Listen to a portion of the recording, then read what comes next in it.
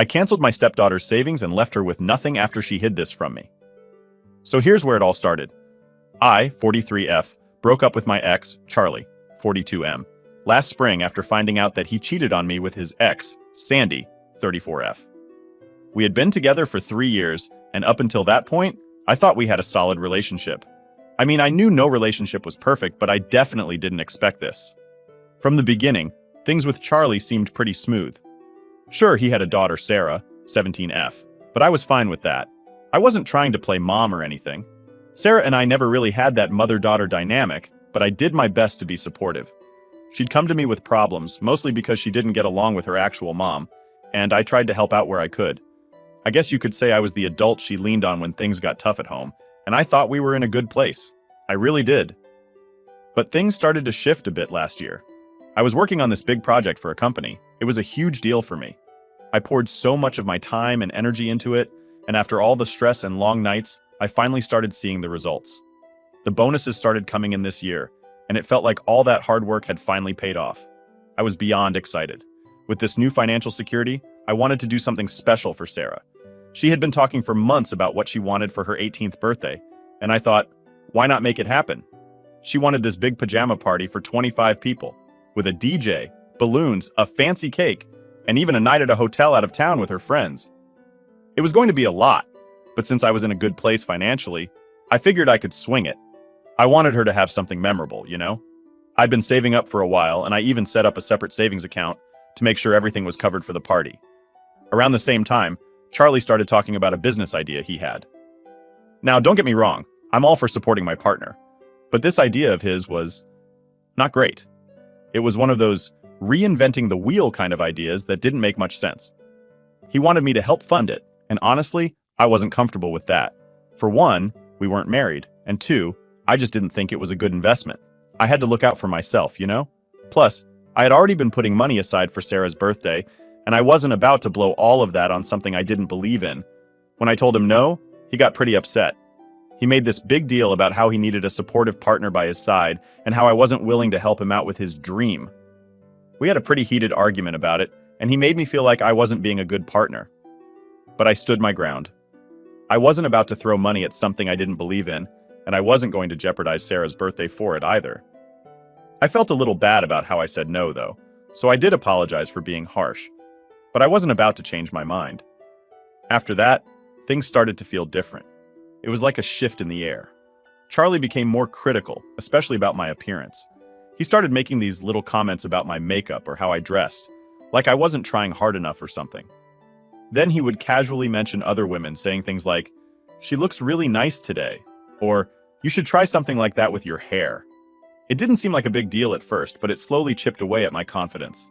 I was starting to feel like I wasn't good enough, and that's not a feeling you want in a relationship, right?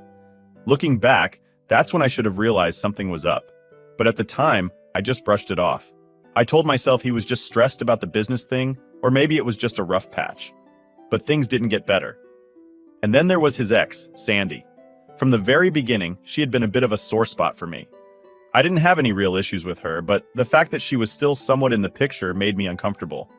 At the start of our relationship, Charlie promised me he'd cut ties with her. He told me they had a history, but that it was over, and I believed him.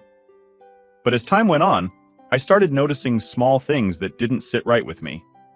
It wasn't just him, it was Sarah too. I noticed that Sarah was pretty active on social media, liking and commenting on posts that involved Sandy. It made me wonder if Charlie and Sandy were still talking, but every time I brought it up, Charlie would deny it. He said they weren't in contact anymore, and I chose to believe him. But the doubts never really went away. You know that feeling in your gut when something's just not adding up? Yeah, that was me. I didn't have any solid proof at the time, though, so I let it go. I figured maybe I was just overthinking things, and that's where things stood for a while. I kept trying to focus on Sarah's birthday, getting everything planned and saved for, while Charlie kept pushing his business idea and getting frustrated that I wasn't on board. The tension was there, but I didn't fully realize just how deep the cracks were in our relationship. After that whole argument about the business, things really started going downhill between me and Charlie. It wasn't just the tension about the money anymore. It felt like everything was falling apart. The little comments he made about my appearance kept coming, and every time he did it, it hit harder. I used to feel pretty confident, you know? But he made me second-guess myself. I started wondering if I wasn't attractive to him anymore, or if he was looking at other women. It just got in my head. What really made me feel off, though, was how weird he started acting. I've always believed that when someone starts acting shady, there's usually a reason behind it. He wasn't the same with me. Less affectionate, less involved, and way more distant. It wasn't just that we were fighting more often, it was like he didn't even care enough to fight properly. I'd try to talk things out, and he'd just brush me off or say, "You're overthinking it." And I mean, maybe I was, but honestly, the signs were all there, and I didn't want to admit it at the time. Then came the trip. I had to go out of town for this 10-day business trip. It wasn't something I could skip, so I left, hoping maybe some space would help clear the air between us. I figured that maybe when I got back, things would be better. But the whole time I was gone, it just got weirder. Our communication was all messed up. He barely called or texted, and when he did, it was always short and kind of cold, like he didn't really care to talk. He'd tell me he was busy or tired, but it felt like excuses, you know? I remember one night, I couldn't get a hold of him at all. I must have called a dozen times and nothing. I even texted him, and it took hours for him to reply. When he finally did, he said he'd fallen asleep early. I wanted to believe him, but it didn't feel right. You can't just ignore that gut feeling when something feels off. It kept happening too. Him not answering or being super vague when I asked what he was doing. Normally, he'd tell me about his day in detail, but now it was always like, "Oh, just ran errands," or "was with my mom." It felt like he was purposely not telling me things, and I was starting to lose my patience. I tried bringing it up a few times, asking him why he was being distant, but he just shut me down with stuff like, "You're imagining things," or "You're being paranoid." But I wasn't paranoid. At least, I didn't think so. So I decided to test him. I told him that my trip was getting extended by a couple of days because of work. That wasn't true, though. I was planning to come home a day earlier. I didn't know what I was expecting to find, but something told me I needed to get back and see for myself what was really going on. When I walked into the house that day, everything seemed normal at first glance. But as I was unpacking, I noticed something that stopped me in my tracks. There in the trash was used protection. My heart sank immediately. I knew what that meant. There was no reason for it to be there unless someone else had been in my house, and I didn't need to guess who. I felt my whole world crumble in that moment. I didn't want to believe it, but the evidence was literally right there in front of me.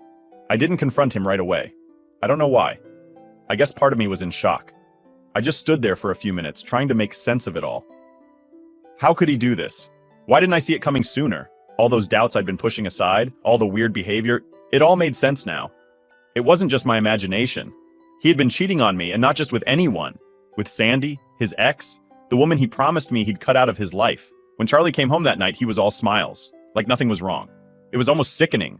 I was trying to hold myself together because I didn't want to blow up on him right then and there. He asked how my trip was, and I just told him it was fine. But I could tell something shifted in him when he saw me, like maybe he could sense that I knew something. Or maybe he noticed the trash was gone because, get this, the first thing he did when he got home was take out the trash and do laundry. He's never done laundry in his life unless I asked him to, so that was a major red flag. I couldn't keep quiet for long, though. A part of me wanted to confront him right away, but the other part wanted to gather more evidence before I went there.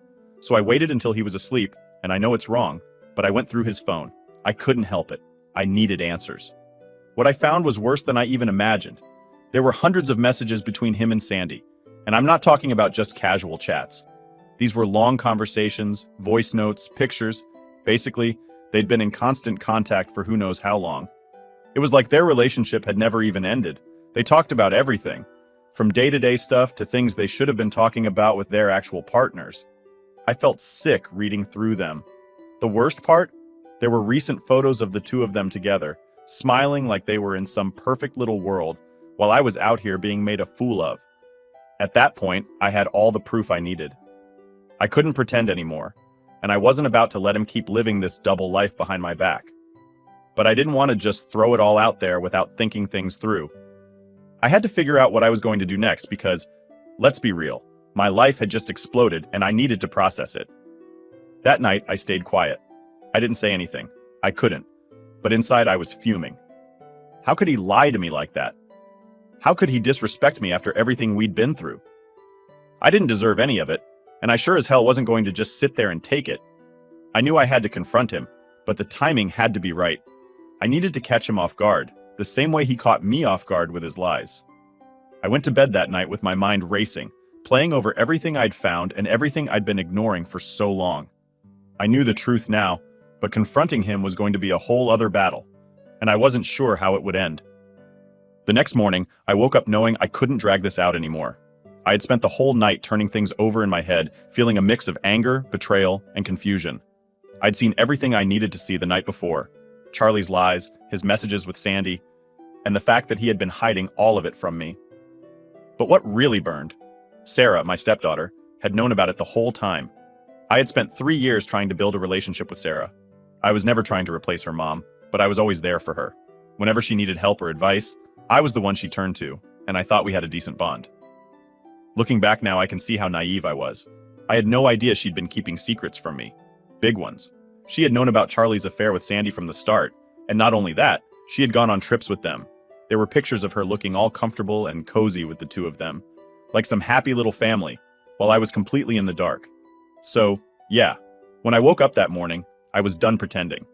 I had spent years trying to be the good stepmom, trying to hold everything together, but I wasn't about to let them keep walking all over me. Charlie was acting normal, like nothing had changed. He sat across from me at breakfast, sipping his coffee and talking about his day, as if he wasn't a complete liar. I couldn't even look at him without feeling sick. I had already decided that I wasn't going to drag this out. I wasn't going to waste time waiting for him to come clean, because he never would. He was too deep into his lies to even realize how screwed up everything had become. After breakfast, I just came out with it. "Are you still talking to Sandy?" He froze for a second, but quickly snapped back, his voice defensive. "No, why would you even ask that? I told you I'm not in contact with her anymore." I didn't say anything right away. I let him sit in his own lie for a second before I pulled out my phone and started scrolling through the photos I found the night before. I didn't bother with the texts. I went straight to the pictures of him, Sandy, and Sarah. They were smiling, standing in front of some campsite with Sarah sitting between them like one big, happy family. There were more pictures from another trip, all 3 of them together, and it was obvious they were having a great time. A great time while I was being lied to, used, and disrespected. I turned my phone around, showing Charlie the pictures. "So this never happened?" His face went pale. He stared at the phone, and for the first time, I saw panic in his eyes. But he still tried to weasel his way out of it. "It's not what it looks like. I can explain." "Explain what?" I cut him off, my voice cold. "Explain how you've been lying to me for God knows how long? How you've been sneaking around with Sandy while I've been at home playing the fool? How Sarah knew about all of this and went along with it?" He opened his mouth, probably to spit out more lies, but I wasn't done. "I'm not stupid, Charlie. I saw the texts. I saw the pictures. You've been dragging me through this whole relationship like I don't even matter. And the worst part? Sarah knew. She knew, and she didn't say a damn thing. She was with you both, smiling in these pictures, going on trips while I sat at home." I could see his brain scrambling for something to say. "Sarah, she didn't want to hurt you," he mumbled. That was it. That was all he could come up with. "She didn't want to hurt me? Are you serious? She's been sitting on this secret, hanging out with you and Sandy, and she didn't think that maybe lying to my face was the real way she was hurting me? The two of you have been making a fool out of me this entire time." He tried again to make excuses. "It wasn't like that. We didn't mean for things to go this far." I let out a bitter laugh. "Didn't mean for things to go this far?" "Charlie, it's gone as far as it's going to go. We're done." His face shifted from panic to something that looked like guilt, but by then, I didn't care. I had seen enough. This wasn't a relationship anymore. It was a complete farce. I thought maybe he'd at least try to apologize, maybe say something to take responsibility, but no. He just stood there, speechless, like he didn't know how to fix what he'd broken. I couldn't stand to be around him anymore. I turned and walked upstairs, my legs shaking as I grabbed a suitcase and started throwing my stuff into it. I wasn't sticking around for any more of this. I was done with the lies, done with being treated like I didn't matter. The more I packed, the angrier I got. I thought about all the times I'd taken Sarah to school, helped her with her problems, supported her, and she had known all along what her dad was doing behind my back. It was like a slap in the face. When I came back downstairs, Charlie was still standing there, looking lost. He tried one more time to speak, but I cut him off. "Don't, just don't." I walked out the door and didn't look back. Later that day, I went to the bank and closed the account I had set up for Sarah's birthday party. I had been planning it for months, setting money aside to give her the party she wanted. 25 guests, a fancy cake, DJ, the works. But now There was no way I was going to throw a party for her after all of this. No way. She had betrayed me just as much as Charlie had. She might not have been the one cheating, but she went along with it. She kept their secret, went on those trips with them, smiled in those pictures like everything was fine, all while I had no idea what was happening. I didn't care if it seemed harsh. I wasn't going to throw a party for people who had been lying to me for who knows how long. If Sarah wanted a party, she could ask her dad or Sandy to pay for it. I was done. Charlie reached out to me a few days later, asking me not to cancel the party, saying Sarah had been looking forward to it and how disappointed she'd be. I didn't even bother responding. He had made his bed, and now he could lie in it. I knew Sarah was a teenager, and maybe she didn't fully understand how deep this betrayal ran. But she wasn't a little kid either. She knew right from wrong, and she chose to stay quiet. She chose to keep me in the dark. And that, to me, was unforgivable. After I packed up my things and walked out the door, I thought I'd feel some relief, like maybe I'd finally be free from the mess that had become my life. But honestly, all I felt was numb. The weight of everything was still sitting on my chest, especially the part about Sarah. I had been blindsided by Charlie's lies, but knowing that Sarah had known about the affair and kept it from me, that hit differently. I went straight to Rachel's place after I left. She's been my best friend for years, and I knew I could count on her for a place to crash and some no-nonsense advice. I told her everything, the affair, the trips, the photos, and how Sarah had been in on it the whole time. Rachel's reaction wasn't exactly a surprise. She's always been more skeptical of people than I am. So when I laid it all out, she just shook her head and said, "You're better off without them, all of them." And maybe she was right. Maybe I was better off. But that didn't make it any easier. I kept going over it in my head, replaying the same thoughts. I had spent so much time trying to build a connection with Sarah, being there for her when she needed me. I wasn't her mom, but I cared about her like a parent should. And this whole time, she was going behind my back, playing happy family with Charlie and Sandy. It stung in a way I didn't expect. For the first few days, I tried to just let it go. I buried myself in work, thinking that if I stayed busy, I wouldn't have time to think about it all. But it didn't work. Every time I had a quiet moment, my thoughts drifted back to the betrayal. I kept picturing Sarah in those photos, smiling with them, and it made me sick. I thought maybe cutting Charlie off would be the end of it, but of course, it wasn't. A week after I left, Charlie had the nerve to reach out to me, not to apologize, not to admit how badly he'd screwed up, but to ask me not to cancel Sarah's birthday party. I stared at the message for a good 5 minutes before I even knew how to respond. He had the audacity to ask me to keep playing the role of the good stepmom after everything? After I found out that Sarah had known about his affair and kept it a secret? There was no way. I didn't bother responding to Charlie. I was done explaining myself to him. I had canceled the party the same day I moved out and closed the savings account I'd set up for it. There was no chance I was throwing a party for Sarah after what she had done. I didn't care if it was her dream birthday or if she'd been looking forward to it for months. She'd made her choices, just like her dad, and she was going to have to live with the consequences. But still, I couldn't shake the guilt. I kept telling myself that Sarah was just a teenager. Maybe she didn't fully understand the impact of what she'd done. Maybe she was just trying to avoid conflict, trying to keep the peace between her dad and me. But the more I thought about it, the more I realized that she wasn't some clueless kid. She knew. She had known for a long time, and she had chosen to keep quiet about it. She went on trips with them, hung out with them, and kept it from me like it was no big deal. How was I supposed to just let that go? Rachel, of course, had no sympathy for Sarah. "She's old enough to know better," she said. "If she was comfortable enough to go on trips with them and smile in pictures, she knew what she was doing. You don't owe her anything." She was right, but it didn't make the decision any easier. I had genuinely cared for Sarah, and now I was cutting her off like she meant nothing. It felt harsh, but at the same time, I knew I couldn't let them walk all over me. I wasn't going to be the doormat who just kept giving and giving while they lied to my face. Then, about a week after Charlie's message, I got a voicemail from his sister. She was practically begging me not to turn my back on Sarah, saying that she didn't have anything to do with Charlie's affair and that canceling her birthday party would crush her. She even tried to guilt me by saying that they couldn't afford to throw Sarah the party she wanted, and how I was her only hope of having a special 18th birthday. I just sat there, listening to the voicemail, feeling like I was being pulled in a million different directions. On one hand, I felt bad for Sarah. I knew she didn't control her dad's actions, but on the other hand, she'd been an active participant in keeping his affair a secret. She wasn't some innocent bystander. She'd gone along with it, and the fact that she was comfortable enough to smile in pictures with them told me that she didn't feel guilty about it at all. I thought about what Rachel had said. You can't keep holding on to people just because you feel bad. Sometimes you've got to put yourself first. And she was right. I had spent years putting Charlie and Sarah first, trying to make them happy, trying to keep everything together. And where had it gotten me? Betrayed and alone. I wasn't about to let them drag me down any further. I decided that I wasn't going to send a gift. I wasn't going to call or text Sarah. I wasn't going to throw her the party she wanted. It felt cold, but at the same time, it felt like the only way I could truly move on. If she wanted a birthday party, she could ask her dad to throw one, or maybe Sandy. I wasn't going to play the role of the good stepmom anymore. They had taken advantage of my kindness for too long, and I was done. Once I made that decision, I felt a strange sense of relief.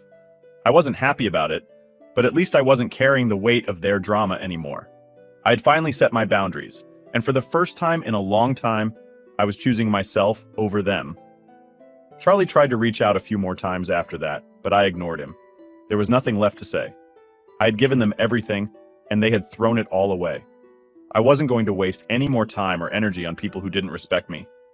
So that was it. I moved forward without Charlie, without Sarah, and without the baggage of their lies hanging over my head. It wasn't easy, but it was necessary. And while it hurt to walk away, I knew deep down that I'd made the right choice for myself. Finally. After I made the decision to cut both Charlie and Sarah out of my life, things felt quiet. Almost too quiet. I had spent so long trying to hold everything together, trying to be the bigger person and make sure everyone was happy, that when I finally let go, it felt strange. But it wasn't the relief I had been hoping for. It was more like this empty feeling, like I had lost something. I know I did the right thing, but still, walking away wasn't easy. I thought that would be the end of it. I had blocked Charlie, cut ties with Sarah, and figured I wouldn't have to deal with them anymore. But of course, it wasn't that simple.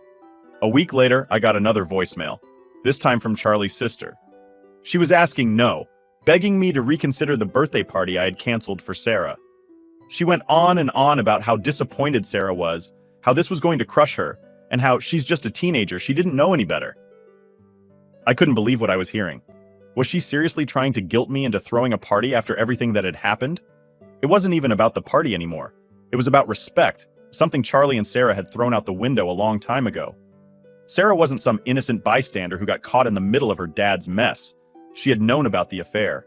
She had gone on trips with them, smiled in pictures, and kept it a secret from me the whole time. That wasn't just a mistake. That was betrayal. And now they wanted me to pretend like none of that had happened and go back to being the stepmom who gave and gave and gave? No way. I sat there listening to the voicemail, trying to figure out what they expected from me. Did they really think I would just show up at Sarah's party, smile, and act like nothing happened? Like I wasn't the one who had been lied to, disrespected, and betrayed?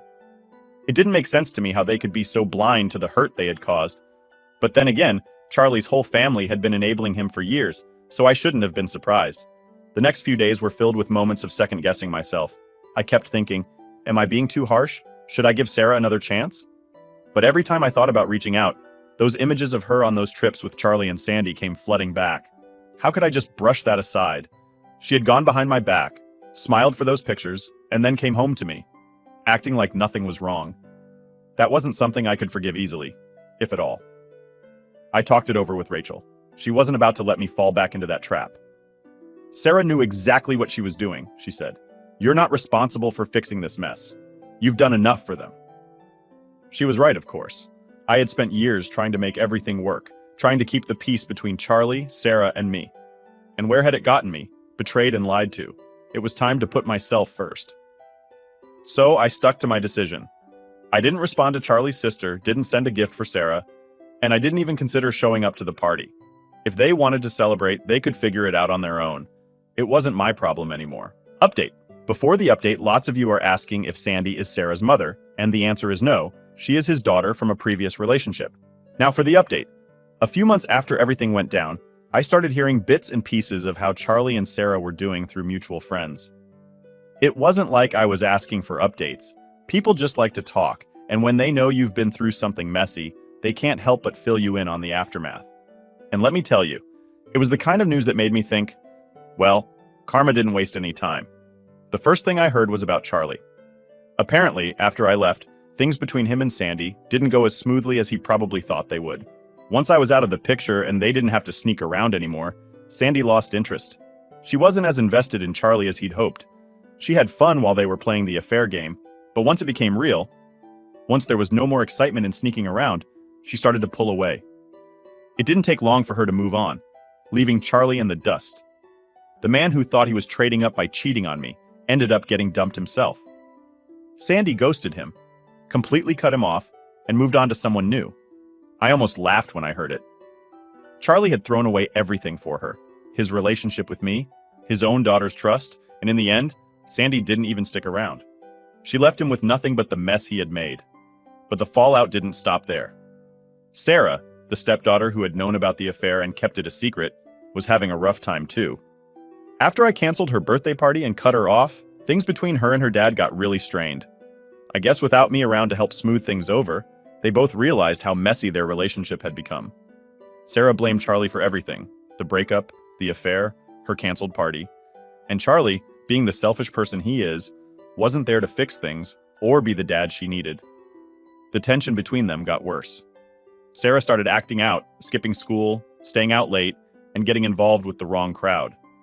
She was angry at her dad for ruining things and at me for cutting her off, but she never took responsibility for her part in the whole mess. I guess she thought she could play the victim, but life doesn't work like that.